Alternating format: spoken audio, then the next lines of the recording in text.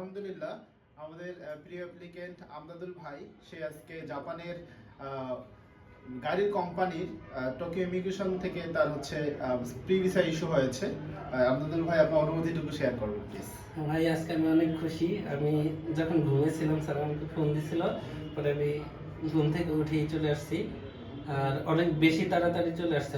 Normally দেখা যায় যে 2.5 মাস 3 মাস ওয়েট করতে হয়, আমার তো 19 দিনে চলে আসছে ইমিগ্রেশনে জমা হওয়ার পর। আচ্ছা আচ্ছা, আমরাও খুব খুশি। তো সেক্ষেত্রে বাংলাদেশ থেকে সচরাচর 1 বছরেরই সবারই প্রি ভিসা ইস্যু হয়ে থাকে। আপনার কত বছরের প্রি ভিসা ইস্যু? আমার 3 বছরের প্রি ভিসা ইস্যু হয়েছে, এজন্য আলহামদুলিল্লাহ। জি, আপনার মেজর সাবজেক্ট কি ছিল? Academic background? Civil engineering. Civil engineering এ যাই হোক, আমার ভার্সিটিরই উনি একজন ছোট ভাই বলা চলে। তো সেক্ষেত্রে আপনারা তার জন্য দোয়া করবেন, ইনশাআল্লাহ জাপান এম্বাসি থেকে যেন তার মূল ভিসা যেটা সেটা যেন ইস্যু হয়।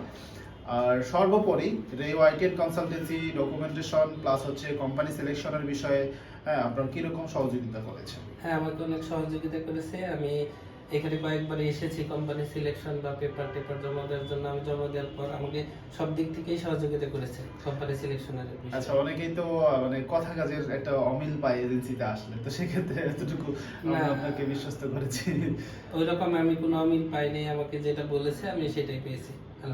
যারা বাংলাদেশে ফ্রেশ গ্রাজুয়েট আছেন বা ইঞ্জিনিয়ারিং নন ইঞ্জিনিয়ারিং সাবজেক্ট নিয়ে পড়তেছেন, তাদের ক্ষেত্রে কি বলবেন যে আসলে আমরা কতটা তাদের জন্য কাজ করতে পারবো? হ্যাঁ, আপনারা যারা ফ্রেশ গ্রাজুয়েট বা ইঞ্জিনিয়ারিং আছেন, আপনারা এখানে নিঃসন্দেহে অ্যাপ্লাই করতে পারেন।